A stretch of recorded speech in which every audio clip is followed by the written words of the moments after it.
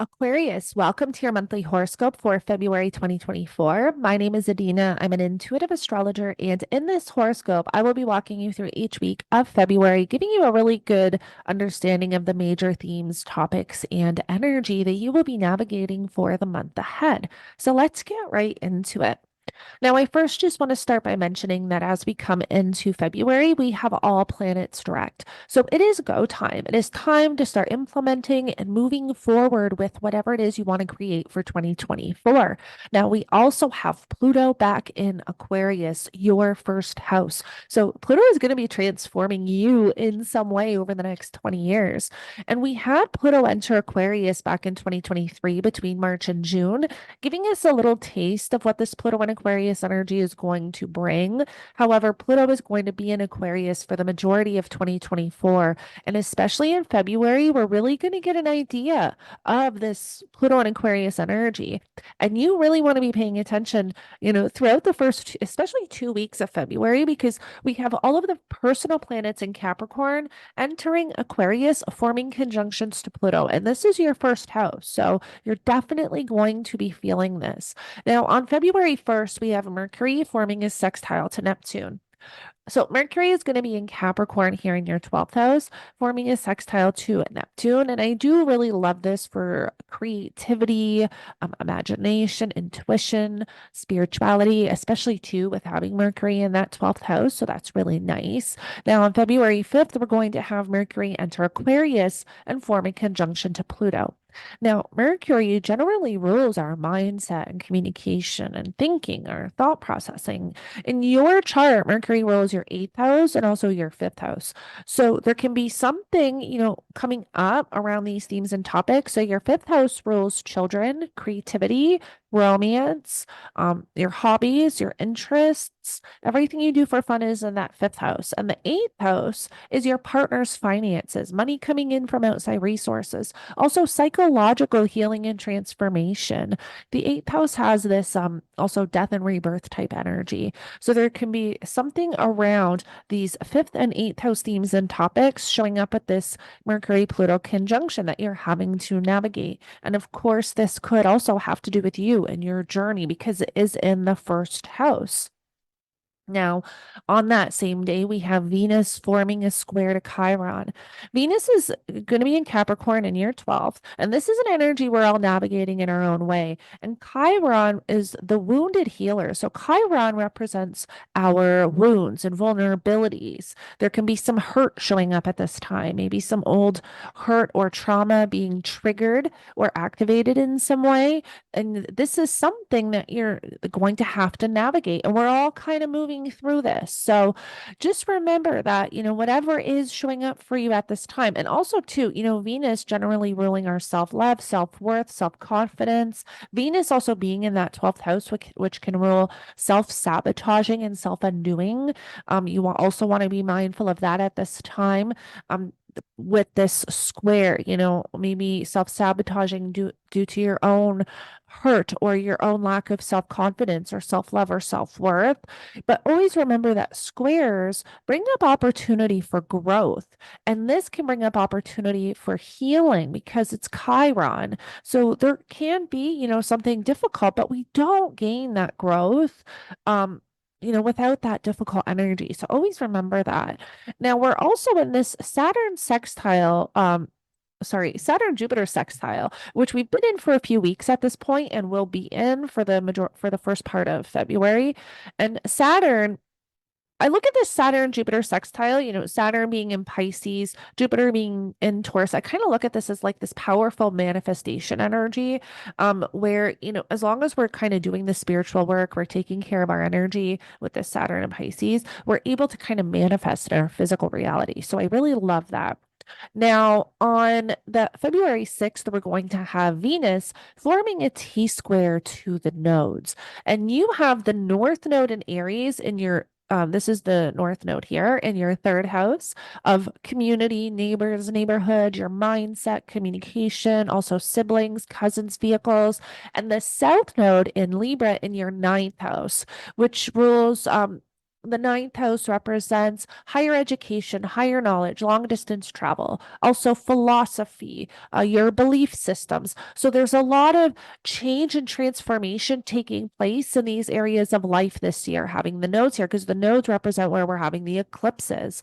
Now, when Venus forms a T square to the nodes, this can indicate tension and having to make a choice with something, having to make a decision, possibly wanting to go in two directions at once, but not being able to, really having to choose, possibly having to release and let something go too in order to do so.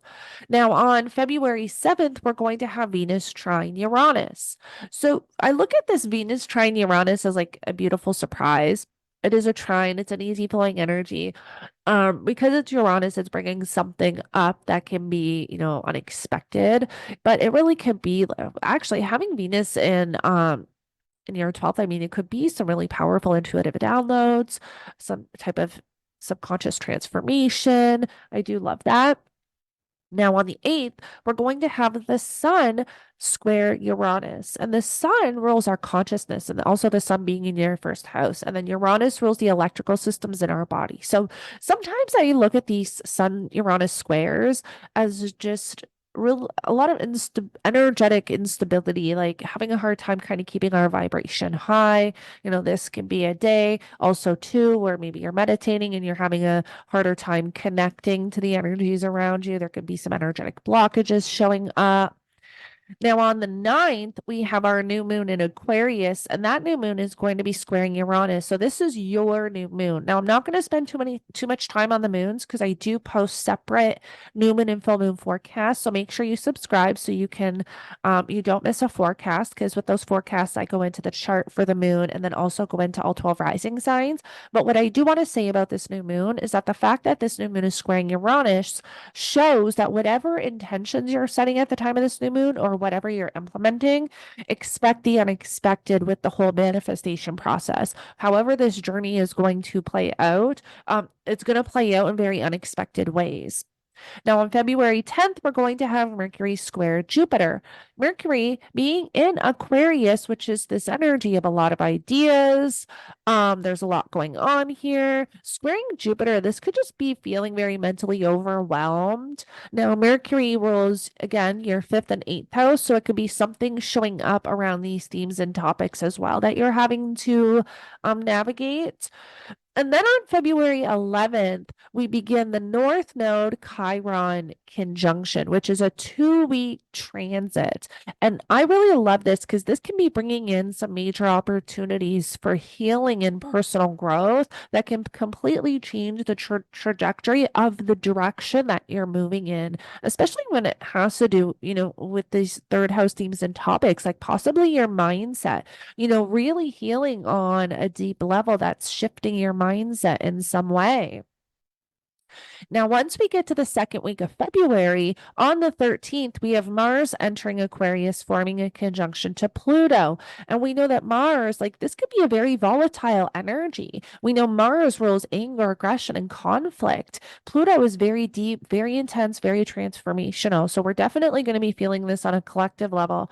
Now, on a personal level, this is in your first house. So you're really going to be feeling this. Mars rules your third house of mind, mindset, communication. So there could definitely be something around these themes and topics that's showing up that you're having to navigate. Mars is also the co-ruler of your 10th house. Mars and Pluto both rule your 10th house of career and public reputation. So there could be something around these themes and topics as well that you're having to address and navigate.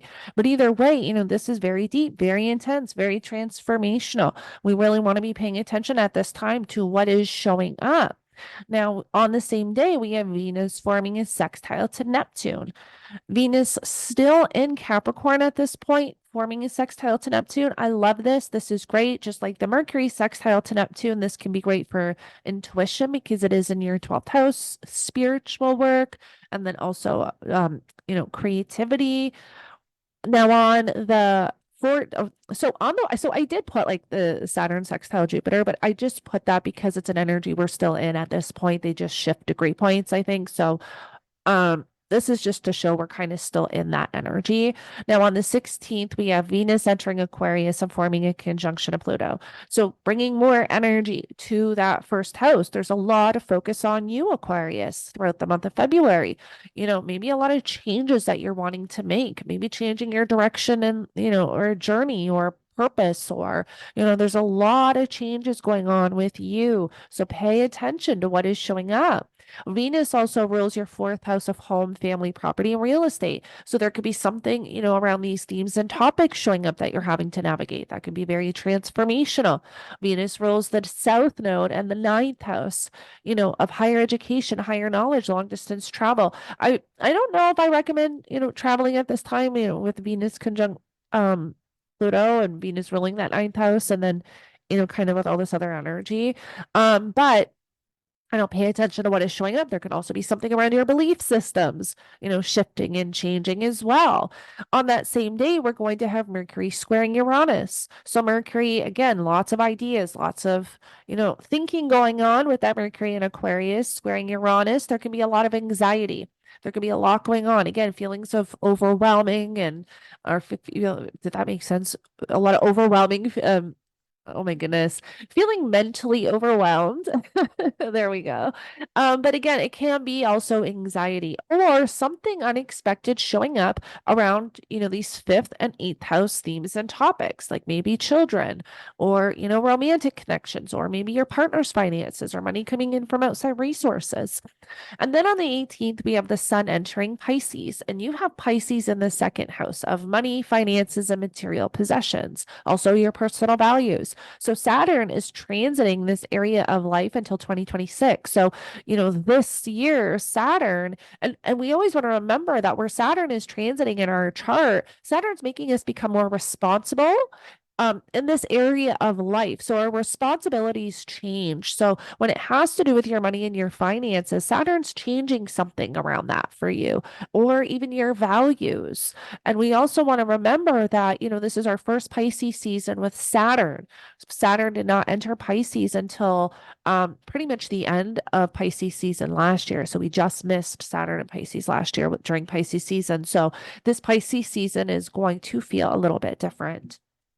Now, once we get to the third week of February on the 20th, 21st, and 22nd, we have the Venus Mars conjunction, which is in your first house. This is the cosmic lovers coming together. This can be very passionate. This can be a lot of one-on-one connections just naturally.